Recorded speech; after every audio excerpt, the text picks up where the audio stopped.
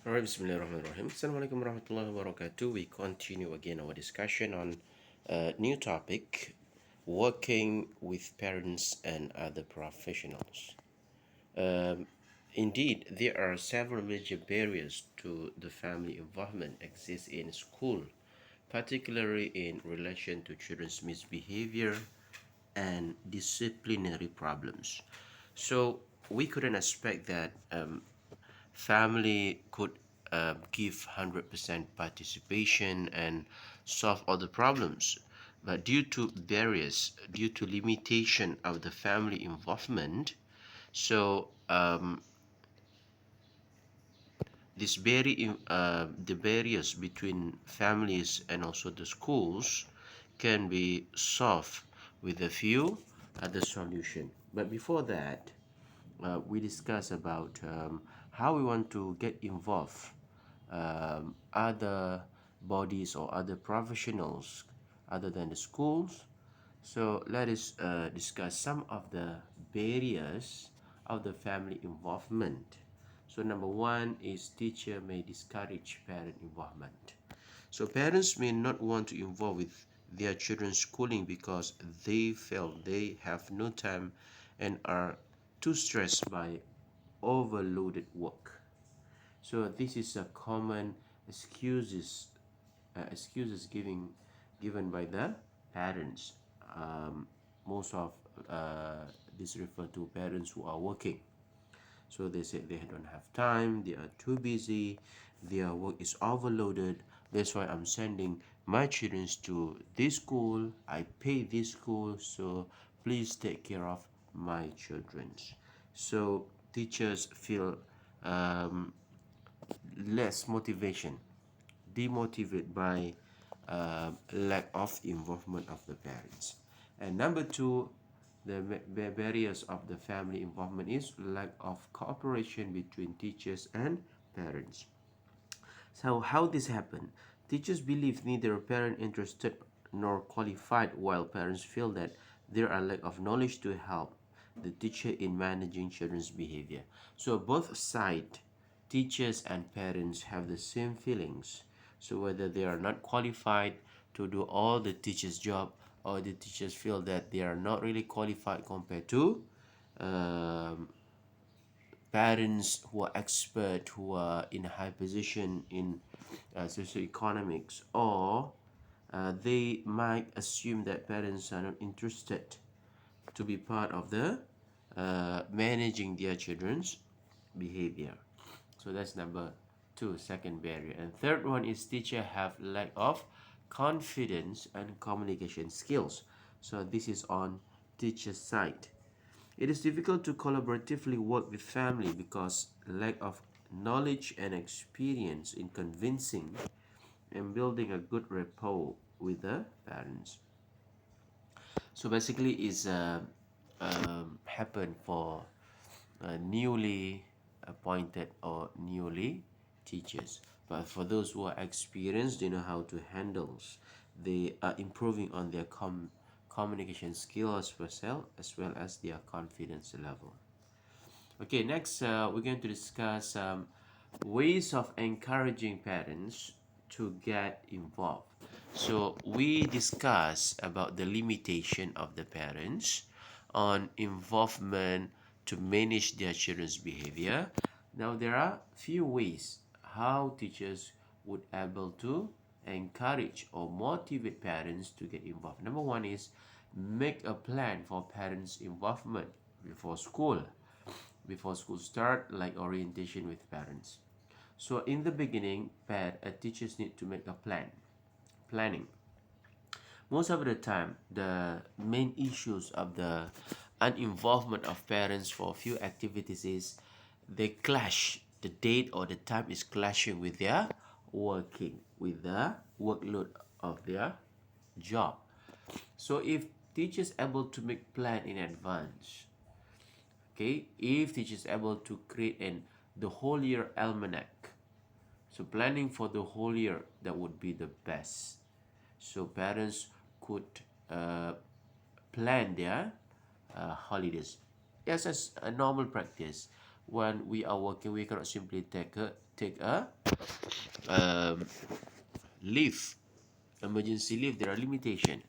But if you want your children uh, to be together with their parents, parents able to control the behavior of their children in certain activities.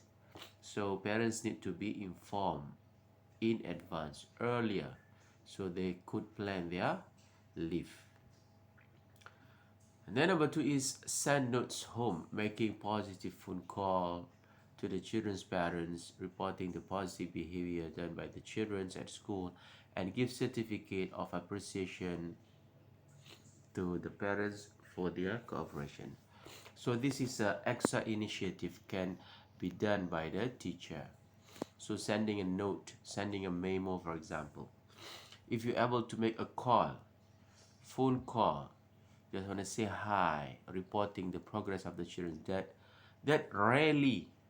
So it's difficult to see preschool keep calling parents just to update their behavior. If you're able to do this, that would be excellent. All right, a rapport with the parents. And then give a kind of certificate of appreciation. Okay, normally we heard that children's receiving a certificate, but if teachers able to provide a certificate for parents of their uh, willingness or their effort to appreciate their time, so that would be great. So this also can motivate the rest of the parents to participate on their managing their children's behavior. Number three is issue weekly classroom newsletter to tell parents about curriculum and what is going on in school, thus making the parents feel that they are also part of the school. So come up with the newsletters uh, purposely to inform parents about what is happening at school, what are the overall curriculum, and what are the activities, what going to be next week. If you're able to provide newsletter by monthly, this is great. Some of the initiative of the teachers, they're able to provide newsletter by weekly, so you inform parent in advance about the weekly planning, what's they going to do, or activities that going to be held in school. Next is home visit by teachers and home staff within a school period. Home visit by teachers. So this is also another special team or project done by the school. So there are special visit from teachers for specific children who have a problem on their behavior. And then it says a parent education group, making a special class for parents. For example, okay, parenting techniques and nursery. This is extra effort done by the teachers, not only educating the children, but you are educating the parents. So this, if your school, your management able to come up with this, is going to be extra value for the parents and family. So I didn't say that you have to do all those things. Okay, of course, doing this great thing require effort and require times. So most of the teachers, they are already exhausted controlling the whole students during the class hours, during the school hours. So to do this is gonna require extra time, extra effort, and of course extra money also would cost. So but if you want the result for the children's in managing their behavior to be good, to be improved, so these are the things you can do in order to change the children's behavior.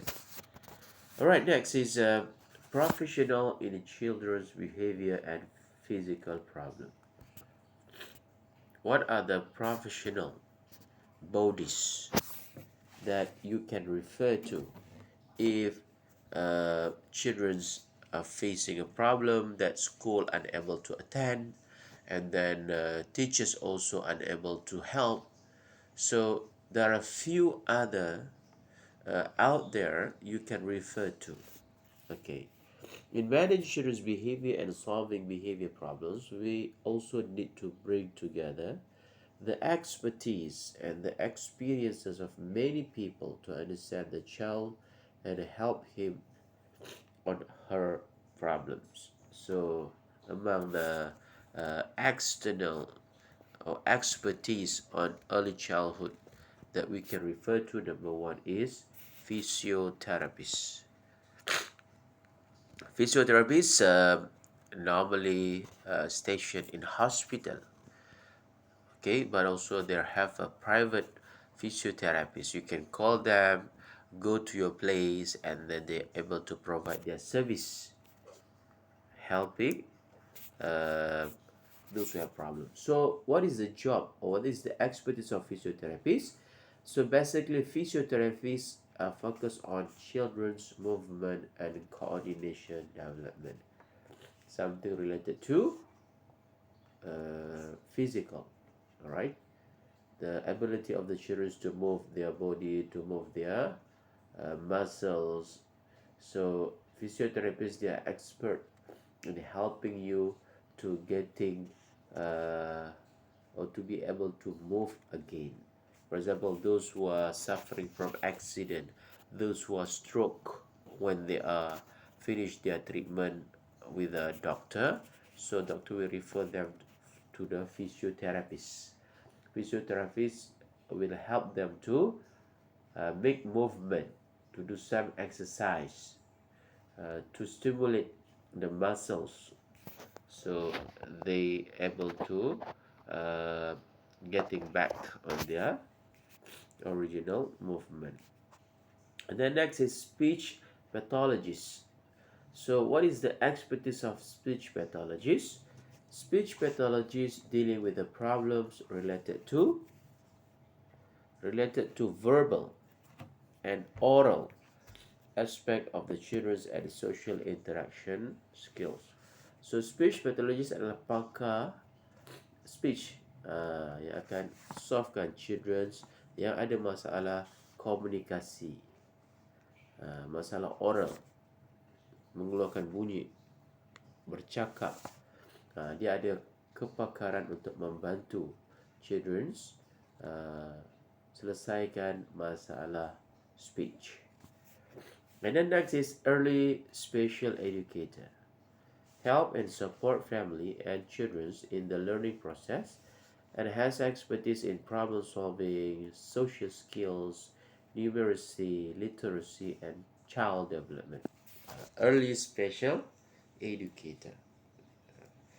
Ini specialist untuk pendidikan awal kanak-kanak.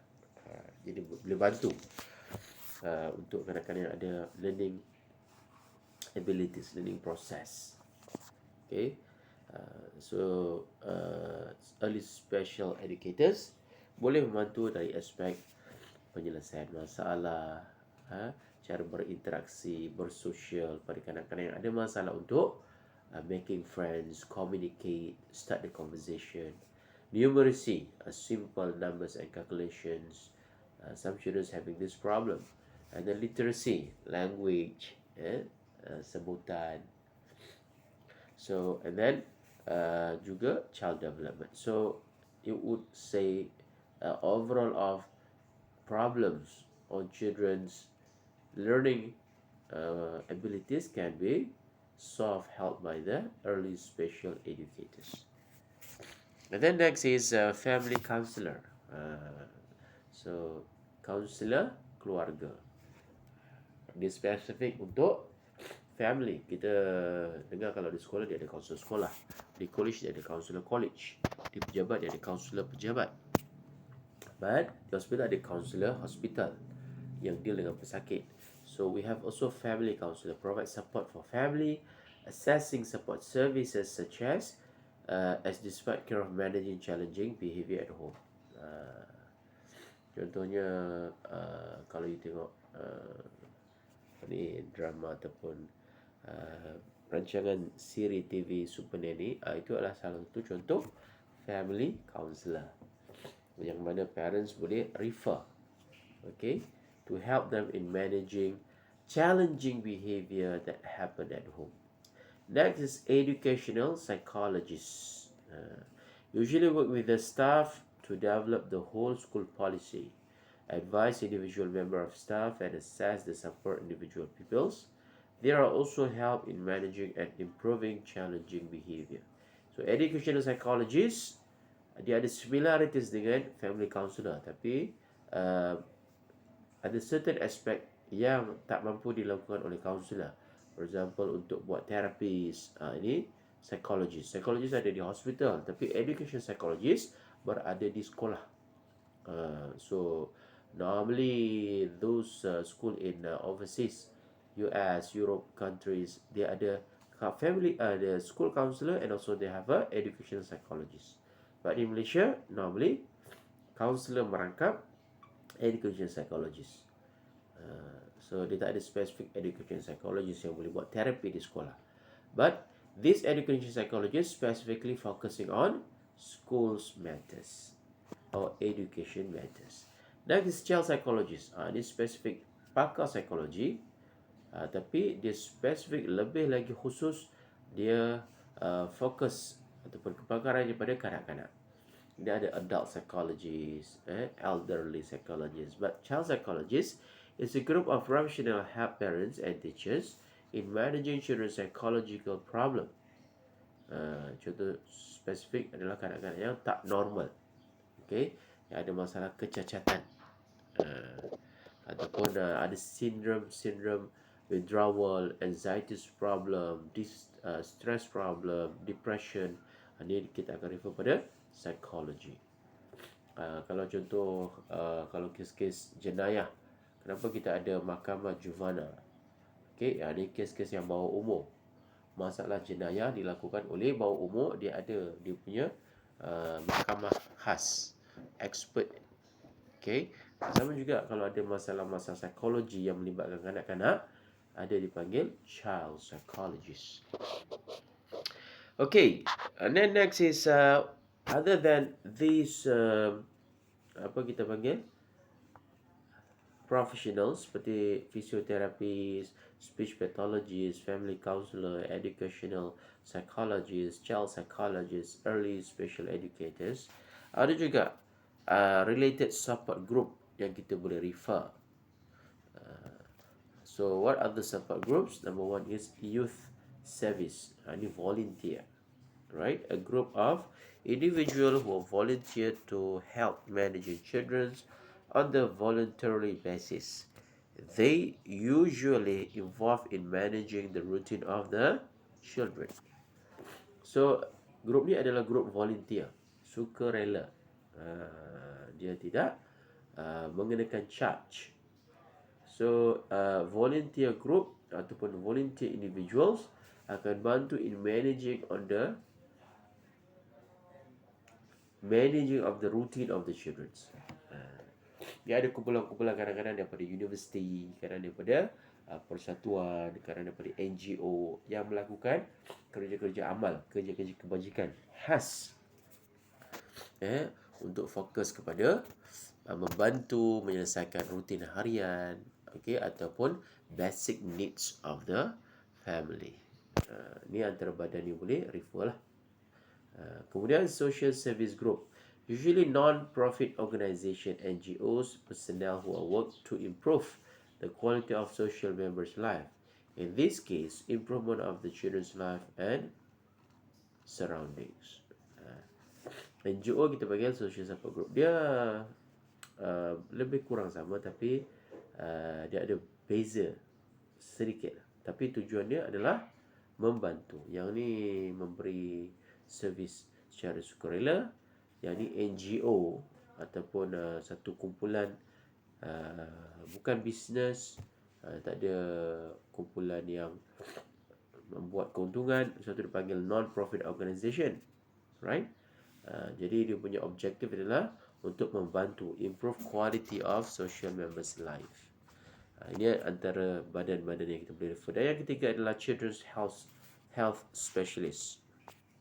It includes nurse, pediatricians, child psychiatrists, dentists. These individuals help diagnose the child illness.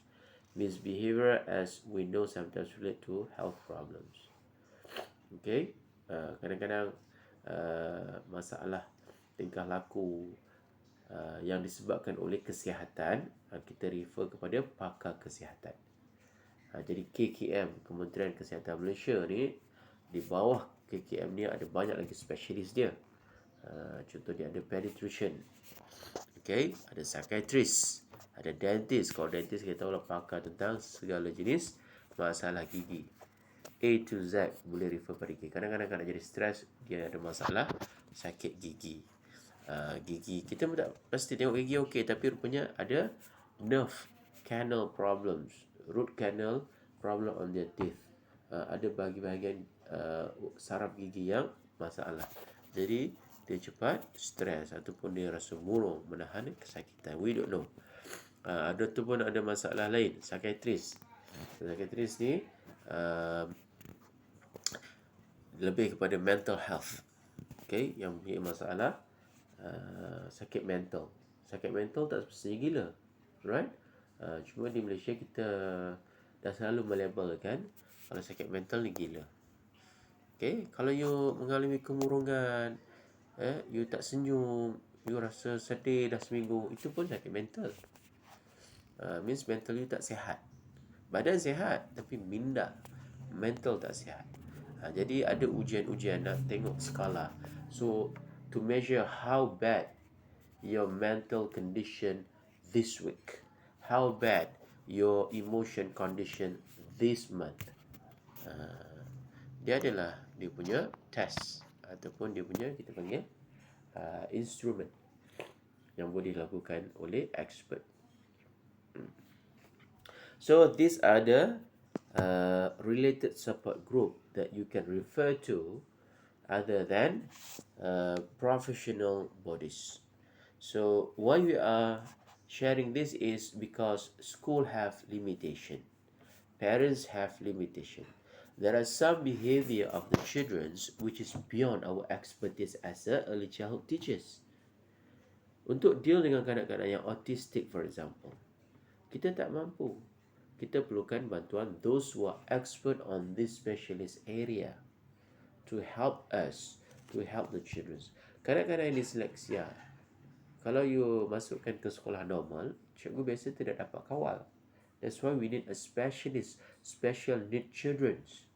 Dia ada special need school, ada special need group ataupun company yang menguruskan, yang pakar dalam bidang pembelajaran kanak-kanak yang special ni, yang ada masalah pembelajaran, masalah tingkah laku.